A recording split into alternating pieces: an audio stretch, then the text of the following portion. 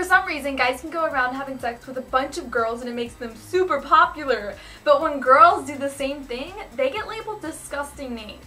At the same time that society is deeming these girls immoral for sleeping around, words like pure and innocent almost have a negative connotation. I just really hate the double standard there, and I know that I'm searching for a guy who isn't popular in that sense.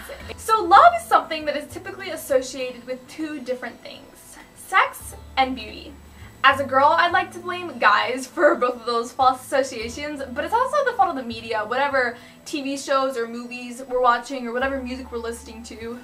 I think conversations we hear at school can also play into it a lot. If you're in middle school or high school, you probably heard guys talking about girls like, oh, she's hot, or oh, she's ugly. A hot girl would be an epic girlfriend, but ugly girl is just really annoying. Almost as if her whole identity is based upon how she looks. And so it's become popular for girls to buy into this lie that we are how we look. And further, that we gain love based on whether or not a guy finds us physically attractive. I recently read this book called Uncompromising by Hannah Ferber, and it was just talking about beauty and love and how early on girls are taught to connect the two. Think of any Disney movie, let's say Tangled.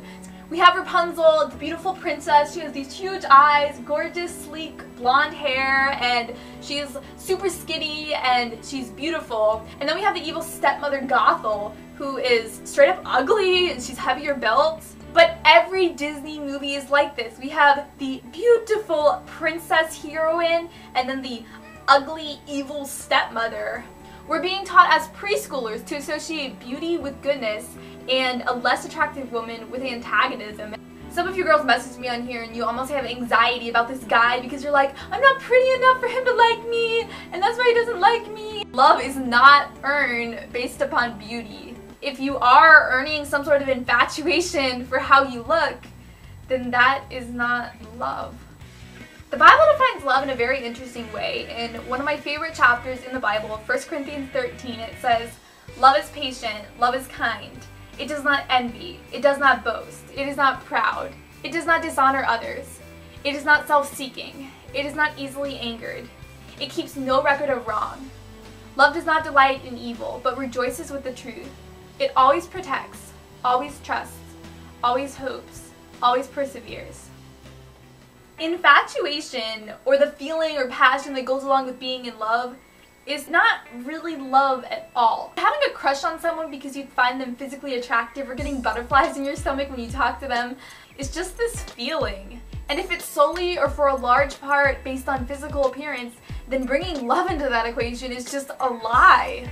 Part of the reason why we ended up with this muddled view of what love is because we only have one word for love in the English language. So we're gonna go back to the roots of the English language, the Greek language, to figure all this out. So the first type of love is agape, and that's what I'm talking about when I keep saying that's not what love is. This is kind of the unconditional love between a husband and a wife, or God's love for us. The next type of love is eros, epsilon, rho, omega, sigma, and this is talking about passionate love, that infatuation or sexual attraction. I think a lot of times we can confuse eros with agape. Let's say a girl, she wants to feel agape, so she has sex with her boyfriend who may have told her that he loved her when it was really just lust or eros. And I'm not saying that all eros is lust, but when you separate it from agape love, I think that it can definitely become that. Then there's filial love. This is just for friendships and like that LYLAS that everyone used in middle school. There's two other types of love, storge and exenia, but those aren't important. So agape love is hopefully what you want to receive from your significant other or a future partner in life. And it's not a feeling. It's not only eros. It's much, much more than infatuation. I feel like a lot of times guys try to push boundaries or play with our emotions to get what they want in regards to sex. That manipulation isn't love. Having a guy tell you he loves you so that he can get sex, that's not love either. And regarding pushing boundaries, please don't let whoever you're dating convince you that you can run through bases and as long as you don't have intercourse, you're staying pure. It's not about pushing boundaries and walking right up to the line. 2 Timothy 2:22 says, flee the evil desires of youth. And Proverbs 29:6 says, good people run the other way, glad to escape. Regarding purity, you should want to have nothing to do with evil, as it says in Psalm 101:4.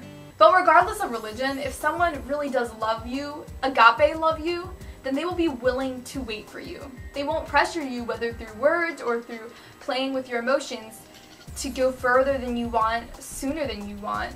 The uncreative go-to move that so many guys use is, I'm gonna break up with you if we don't have sex. If a guy ever tried that on me, I'd be like, okay, we're over. And honestly, don't be afraid to do that. I think that's just kind of a clear sign that they're gonna be pressuring you to do something that you don't want to do. Genesis 2:24 lays out God's plan for marriage. It says, for this reason a man will leave his father and mother and be united with his wife, and they will become one flesh. This is talking about sex. Essentially, God establishes in the Bible that sex is marriage.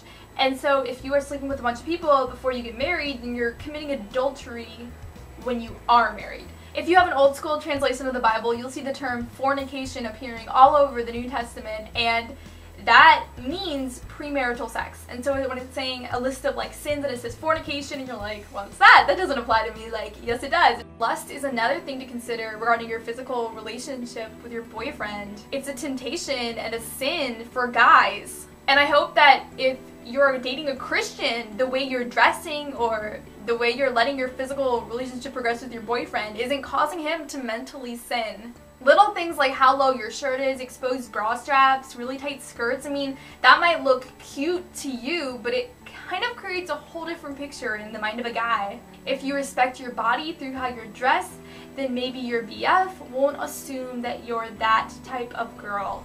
Sex shouldn't give you your self-esteem, and if you're a teenager, your significant other probably shouldn't either. Let's go back to the 18th century if we're gonna equate women's whole purpose in life to getting married and having a husband. You don't need to be in a relationship right now to be happy. You're worth being single for a little while or a lot of while to wait for a guy who will agape you for who you are rather than eros you for how you look. But from all the messages I get from you guys, I feel like you need some perspective. If you're like 13, 15, 17 and messaging me that no one likes you and that you're not in a relationship and you're never gonna ever fall in love, you're super young right now, and most people don't get married till they're like 27, 29, 30. You have a long time to fall in love, and I think first off, you need to kind of figure out who you are. It's kind of ridiculous to think that, oh, I'm in high school, oh, I'm in middle school, oh, I just started college, I'm never gonna fall in love. Like, don't get depressed over it. What you don't want to do is settle in this fake, less than ideal relationship just because it makes you feel beautiful or gives you some false sense of self-esteem. Sex is not at all solely for reproduction. Read Song of Solomon. If you get a modern translation, it's kinda explicit.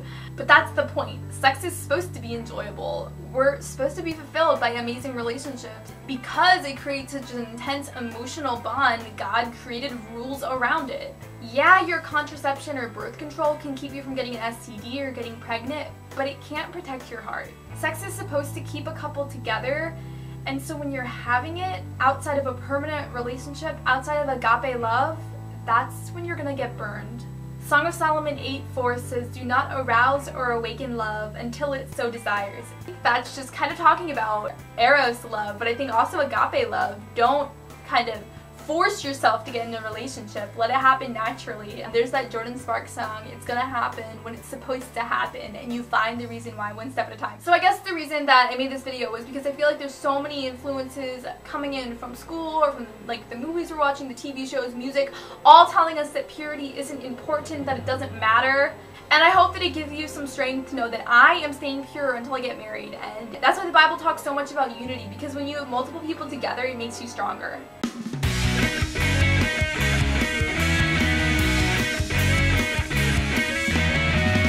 Thank you so much for watching. If you're new to my channel, you can subscribe right up there for free, and I make new videos every week. And I have a bunch of social media links on my YouTube page for like Facebook, Google+, Twitter, Tumblr, Formspring, whatever. Thank you so much for watching, and I will see you guys soon. Bye!